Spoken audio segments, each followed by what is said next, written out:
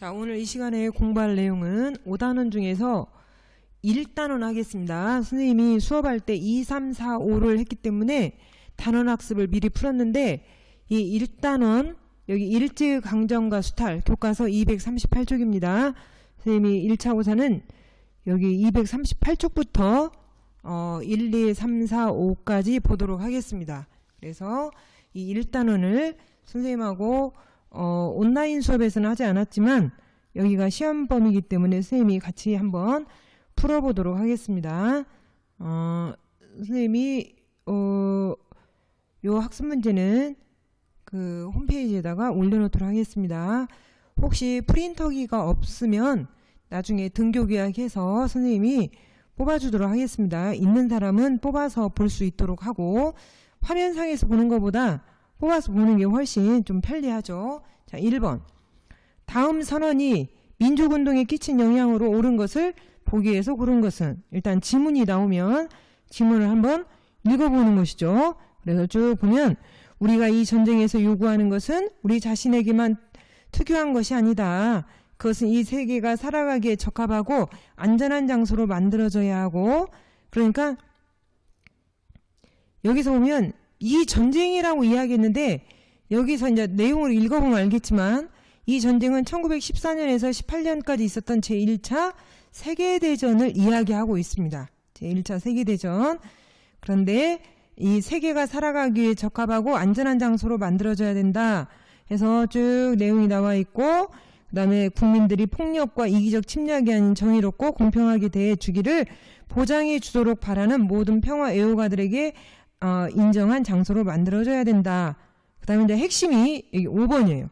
식민지 주권 문제를 결정함에 있어서 관련된 주민들의 이익은 앞으로 지위가 결정될 정부의 정당한 권리 주장과 동등한 중요성을 가져야 한다는 식민지 요구에 의해서 자유롭고 편견 없게 절대적으로 공평하게 조정한 것이어야 된다. 즉, 이 말은 무슨 말이냐면 식민지권에 대해서는 식민지 주민들이 자유롭게 자신들의 의사에 의해서 결정해야 된다는 것을 이야기하고 있습니다. 이것은 제1차 세계대전이 끝나고 난 다음에 미국의 루스벨트 대통령이 주장한 내용 중에서 민족 자결주의라고 하는 게 있습니다. 민족 자결주의. 그래서 여기서 핵심은 민족 자결주의. 식민지 주민들 스스로 의사를 결정한다. 지금 그 이야기입니다. 그 이야기. 그래서 우리가 이러한 전 세계적인 영향이 우리의 독립운동을 하는데도 영향을 미치게 됐죠. 그 독립운동 중에서 우리가 잘 알고 있는 3.1운동. 그래서 3.1운동이 일어난 그 배경에 보면 민족 자결주의도 하나 들어가 있고, 그 다음에 일본 도쿄에서 있었던 2.8 독립선언도 들어가 있고, 이렇게, 그러니까 어떤 사건을 중심으로 해서 앞에 있었던 것은 배경, 뒤에 있었던 것은 결과다. 그렇게 보면 되겠습니다. 그러니까 이 내용은 민족 자결주의 내용이고, 이 선언이 민족운동에 끼친 것은 3.1운동이다. 그러면 또 3.1운동하고 관계 있는 것은 이로 인해서 대한민국 임시정부가 만들어졌다. 그렇게 이야기할 수 있겠죠. 우리가 3.1운동은 평화적으로 일어난 전 민족적인 운동인데 일제가 무력으로 탄압해서 결론은 우리가 성공하지 못했죠. 그렇지만 앞으로 이러한 독립운동을 지원할 수 있는 정부가 필요하다 해서 만든 것이 대한민국 임시정부. 그래서 정리해보면 1번을 정리해보면 똑같은 1919년인데 2월 달에는 2.8 독립선언, 3월 달에는 3.1운동, 그 다음에 4월에는 대한민국 임시정부. 그래서 순서대로 하면 2, 3, 4. 1919년인데 그렇게 정리하면 되겠습니다. 자, 다음 2번. 다음 법령이 적용되던 시기의 상황으로 옳은 것. 이것도 지문을 이렇게 읽어보면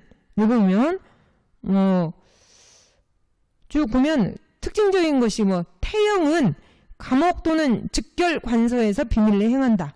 그래서 태형은 때리는 거. 선생님이 지금은 이제 이런 게 없는 죄목인데 이때는 있었어요. 이때가 바로 언제냐? 일제 강점기에 무단 통치할 때는 있었어요. 무단 통치할 때는. 그래서 무단 통치를 뭐라고 이야기하죠? 헌병 경찰 통치. 여기서 이 헌병은 군인을 이야기해요. 그러니까 군인 경찰이 일반 경찰의 업무까지 다 맡아봤죠. 그래서 헌병 경찰 통치 이꼬르 무단 통치 그렇게 생각하면 되겠습니다.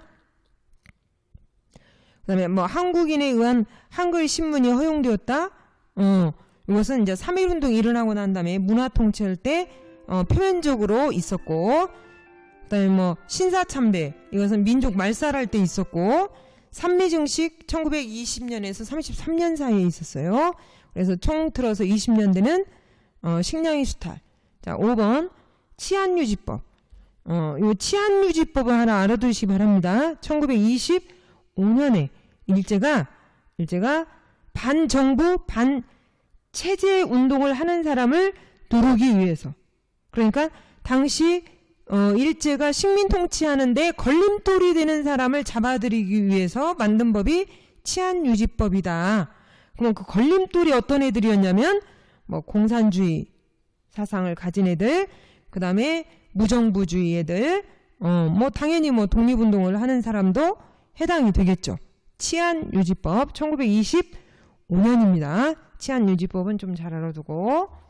자, 3번은 가에 대한 설명으로 옳은 거. 조선 총독부에 무엇을 두죠? 가장 위에 짱이 총독. 총독은 조선을 관할한다. 총독은 친임하고 직접 다스리고 육해군 대장으로서 이것을 충당한다. 총독부에 정무총감을 둔다. 정무총감은 친임으로 하며 총독을 보장하고, 그러니까 아무튼 일본이 조선을 식민지하는데 두었던 기구는 조선 총독부고, 그 조선 총독부의 짱은 총독이고, 이 총독은 육해군 대장, 즉 군인 출신이다. 이렇게 이야기하면 되겠습니다. 자, 그러면 총독하고 관련 있는 것, 직접 일본왕에 직속되어 있고 일본왕이 조선을 다스리도록 그런 임무를 주었던 겁니다. 그래서 이건 1910년 이후다 이렇게 생각하면 되겠고, 뭐 화폐 정리 사업 이야기가 나왔는데 이것은 1905년에 우리나라의 화폐를 정리를 하고 조선을 경제적으로 속박하기 위한 그런 사업이었어요. 1905년. 울산어 기억은 다 알죠? 1905년. 그러니까 시기적으로도 안 맞죠. 시기적으로도 1910년 이후고 1905년 5년 문관. 요건 앞에 뭐 총독은 육군 대장으로 한다, 군인으로 한다 했는데 3.1운동이 일어나니까 아니다. 일반 꼭 군인이 아니어도 된다라고 표면적으로 바꿨어요. 그렇지만 한 번도 문관이 임명된 적이 없다. 그래서 문화 통치는 회유적이고 기만적인 통치다. 그 이야기할 수 있죠. 그래서 중추원 의장이라고 이야기했는데, 이 중추원이라고 하는 데는 우리가 이제 고려시대부터 있었던 기구인데, 이것이 쭉 발전해가지고 나중에 일제강점기에는 조선 총독부의 자문기구가 되었고, 총독부의 정무총감이 중추원 의장으로 이렇게 넘어갔어요. 그러니까 그 색깔이 약간 변질되었죠. 자, 그래서 항상 그 시기를, 연도를 몇 가지 뼈대 있게 알아두면 이렇게 전개가 앞뒤를 연결하기가 좀 좋습니다. 자, 4번. 다음 법령에 따라 추진된 일제의 경제정책 결과로 옳은 것을 보기 위해서 고른 것은, 자, 뭐 토지 이야기가 바로 나왔죠. 토지. 토지의 소유자는 조선 총독이 정한 기간 내에 시명, 명칭 및 소유지의 소재, 지목, 지번호, 즉 이 말은 무슨 말이냐. 1910년에 일제가 조선을 수탈하면서 제일 먼저 한 일이 뭐냐면 토지 조사 사업이에요. 1910년에서 18년까지 했어요. 그래서 전반적으로 10년대에는 다 들어간다. 이렇게 보면 되겠습니다.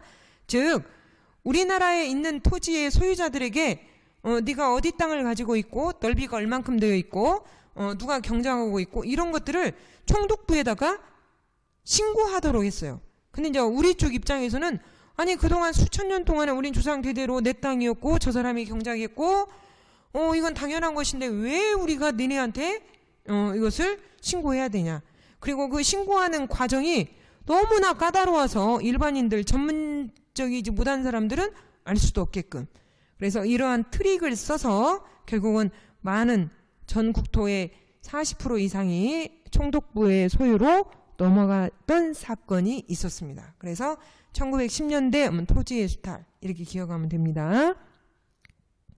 그래서 이걸로 인해서 어떻게 됐냐.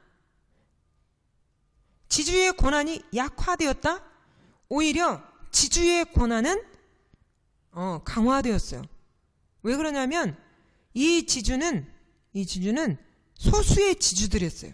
소수의. 그리고 대부분은 그 지주 밑에서 경작하는 소장농이었어요.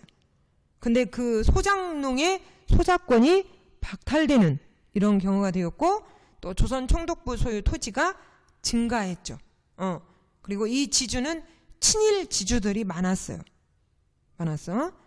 그 다음에 조선에 넘어오는 일본인들에게 또 넘겨주는 경우도 있었기 때문에 지주의 권한은 강화되었다. 그렇게 보면 되겠습니다. 자, 5번. 일제가 다음 법령을 제정한 목적으로 옳은 것. 뭐 회사 설립은 조선 총독부 허가를 받아야 된다? 이것은 딱 나와 있죠? 뭐라고 이야기하냐? 회사령. 회사하고 관련이 있으니까. 즉 조선에서 회사를 설립할 때는 조선 총독에 뭐를 받아야 된다? 허가를 받아야 된다. 허가. 이건 1910년이에요. 10년. 몇 년까지 했냐면 약 20년에 폐지됐어요. 10년에서 20년. 그럼 약 10년간.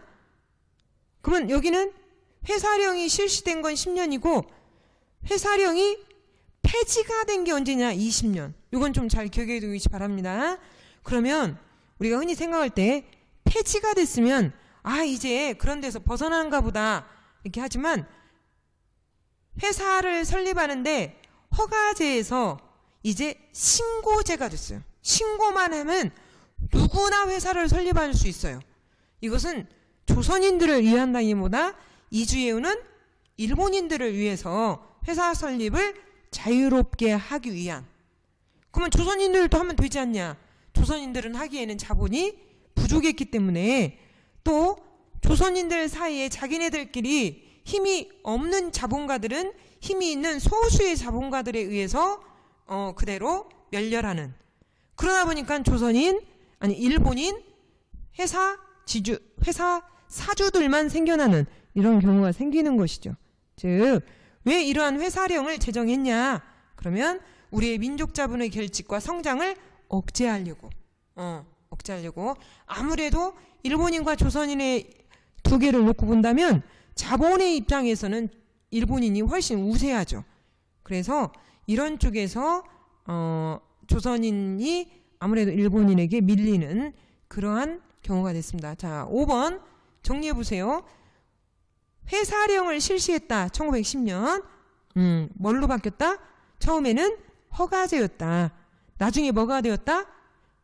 신고제가 되었다. 1920년에 회사령이 폐지되면서 신고가 되었다. 신고제. 오히려 신고를 하면서 오히려 일본인 자본가들이 훨씬 많은 회사를 설립하게 되었다. 그러니까 상황이 더 나빠졌다. 이렇게 생각하면 되겠습니다. 자, 다음 6번. 자, 6번입니다. 6번. 다음 시책을 발표한 일제의 식민 통치에 대한 옳은 설명을 보기 위해서 고른 것은, 자, 보면은 총독은 문무관 어느 쪽이라도 임용될 수 있는 길을 열고, 처음에는 군인 총독이었으니까 군인은 무관이었는데 문무관, 문관 다 된다. 나아가 헌병에 의한 경찰 제도를 바꾸어 보통경찰로 바꾼다. 그러니까 내용에 봐서 헌병경찰에서 보통경찰로 바뀌는구나 이렇게 생각하면 하겠죠. 그 다음에 복제도 개정해서 옷 입는 것도 일반 관리 교원이 제복을 입고 칼을 차던 것을 폐지한다. 조선인의 임용 대우에 더 많이 고려한다. 이렇게 좀 지금 정책이 바뀌어 있죠. 이 바뀌어 있는 것은 그러니까 헌병경찰 통치에서 보통경찰정치로 바뀌었다. 그 말은 무단통치에서 문화통치로 바뀌었다. 지금 그 이야기죠. 그러면 무슨 사건을 기점으로 해서 이렇게 바뀌었냐? 3.1운동. 이건 잘 기억해 두시기 바랍니다. 일제가 조선을 식민통치하는데 무단통치에서 문화통치로 바꾸게 된 것은 3.1운동을 기점으로 해서 그런다. 이것을 딱 정리해 놓으면 되겠습니다. 자, 그러면 이 내용하고 맞는 것은 지금 문화통치 이야기를 한 거고, 그 다음에 가혹한 식민통치를 은폐하려는 기만적이라는 이야기는 남을 속이는. 그러니까 예를 들면 무관 총독만 나오는데 이제 일반 문관도 나올 수 있다. 문관 총독도 들 수 있다. 이렇게 했지만 한 번도 문관 총독이 나온 적이 없었고, 그 다음에 보통 경찰이라고는 했지만, 일반 경찰이라고 했지만 경찰의 수를 늘렸고, 조선인을 차별대우가지고 임용을 더 하겠다 이야기했지만 주로 친일적인 경향을 띤 조선인들의 관리 임용이었고, 예를 들면 이런 식으로 우리 민족을 속이고 기만하기 위한, 회유하기 위한 정책이었다. 이렇게 기억하고 있으면 되겠습니다. 그래서 맞는 것은 기억, 니은. 자, 그 다음에 7번. 다음과 같은 인식에서 일제가 채택한 통치 방식 내용으로 옳지 않은 것은, 자, 보면 조선인 사이에 성급하고 열광적인 운동이 효과가 없음을 깨닫고 실력을 양성하여 일본의 속박에서 벗어나려고 하고 있다. 해서 쭉 읽어보세요. 쭉 읽어보면, 쭉 내려오면, 지금 쭉 내려오면 지금 문화통치에 대한 이야기를 하고 있어요. 문화통치. 그러면 문화통치하고 관련이 없는 것을 찾아보면 나머지는 다 문화통치예요. 한글신문의 관행을 허용했다. 그런데 그 기사의 내용이 마음에 안 든다. 그러면 삭제, 압수하고 이런 식으로. 문관 총독도 임명될 수 있다? 규정을 두었는데 한 번도 그런 적이 없고. 언론, 출판, 집회, 결사의 자유를 일부 허용하였다? 이것도 본인들의 판단 하에서. 헌병경찰제를 폐지하고 보통경찰제로 전환했다. 이건 문화통치에 대한 이야기인데, 문화통치하고 관계없는 것은 2번이죠. 일본식 성명으로 개조할 것을 강요하였다. 이건 문화통치 시기에 한 게 아니라 1930년대 후반에 민족 말살통치 때 있었다. 이렇게 기억하고 있으면 되겠습니다. 자, 8번.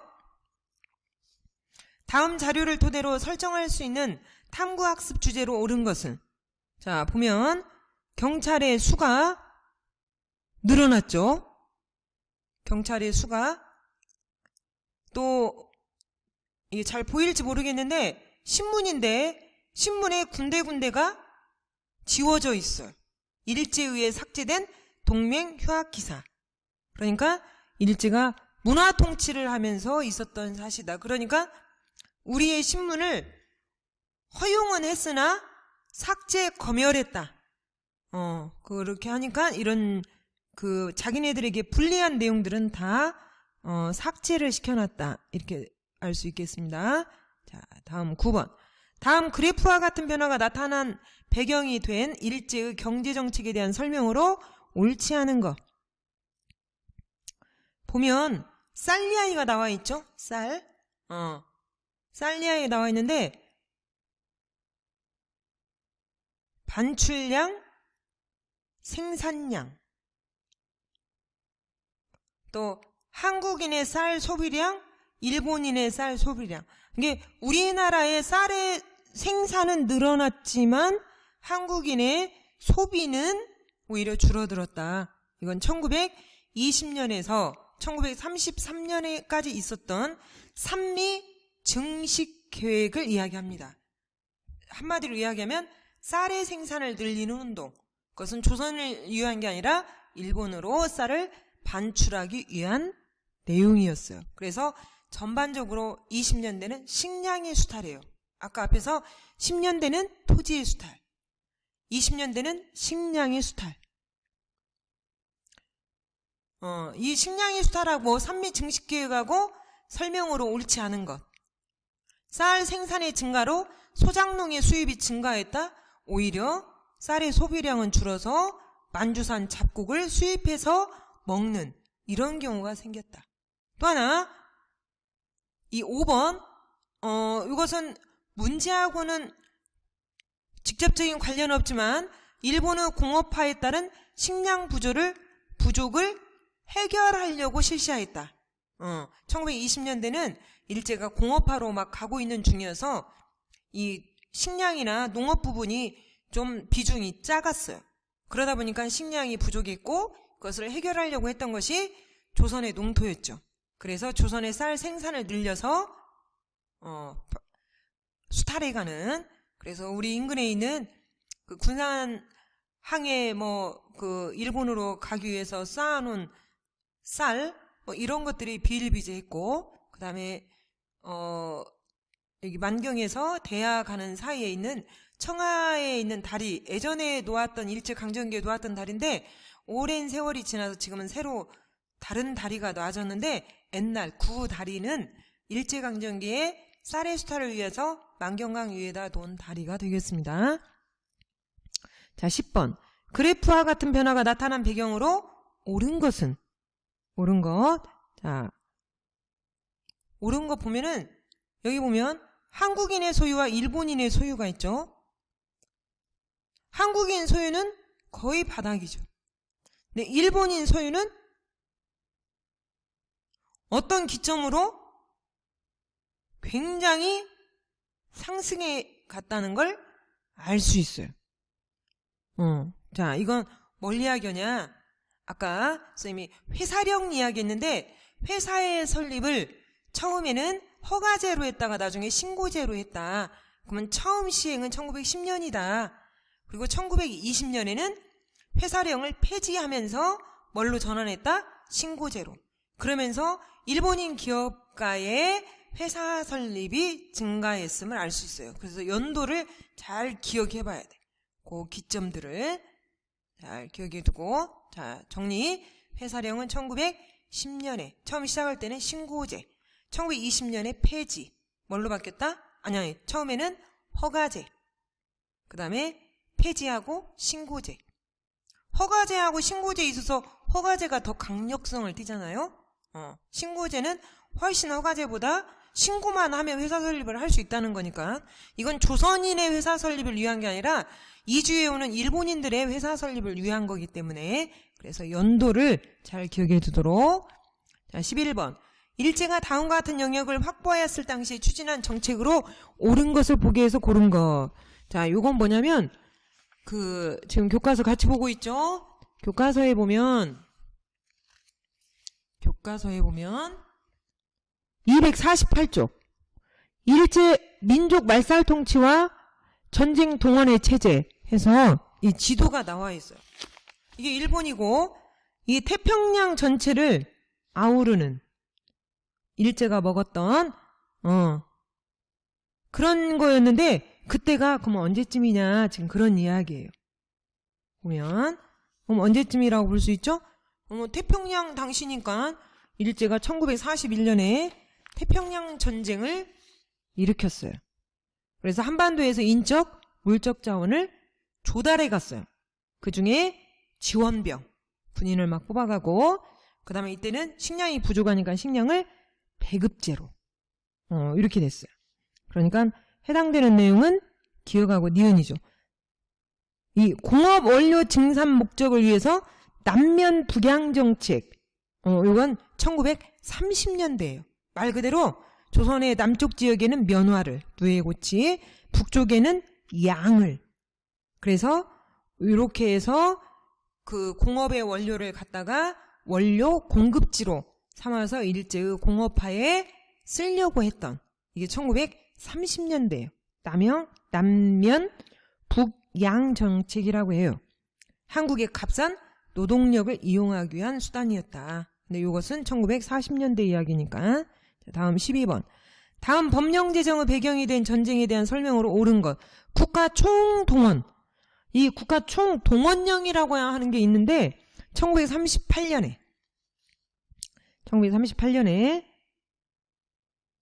이것은 그 쭉 보면은 무엇이든지 여기 보면 물자의 생산, 수리, 배급, 양도 다 내릴 수 있다. 이렇게 했는데 이것은 본격적으로 일제가 중국 대륙을 침략하고 난 다음에.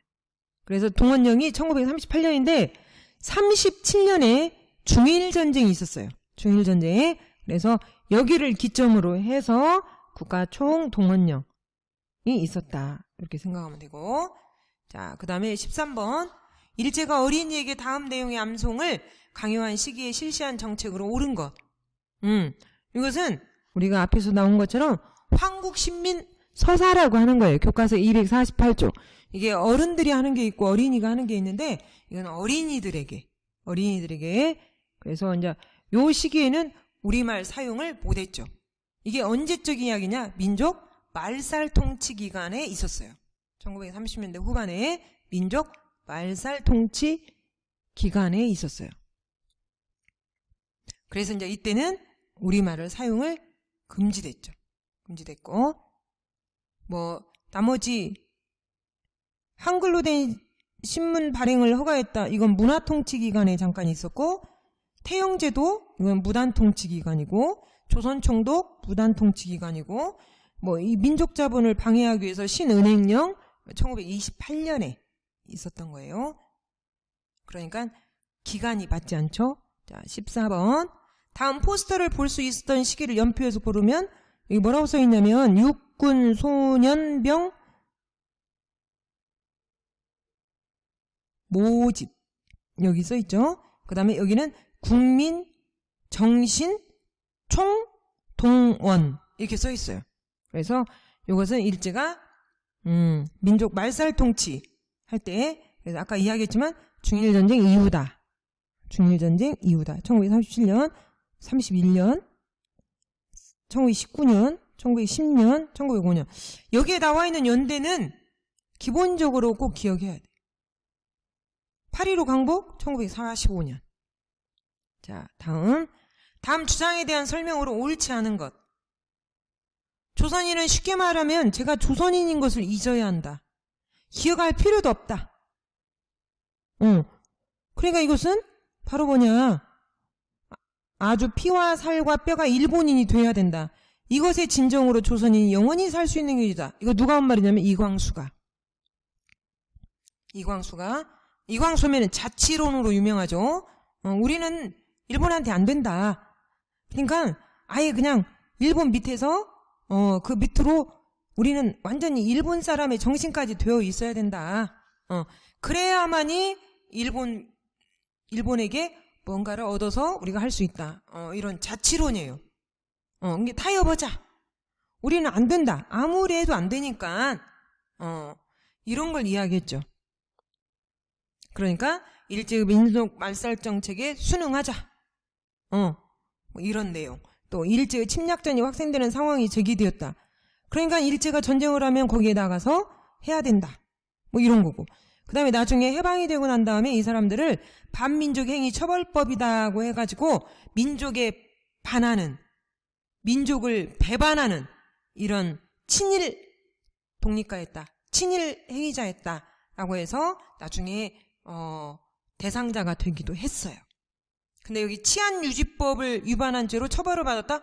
되게 치안유지법은 독립운동하는 사람들이 사회를 어지럽힌다고 해서 만든 것이니까 이광수하고는 반대죠. 자, 여기까지 오늘 마치겠습니다.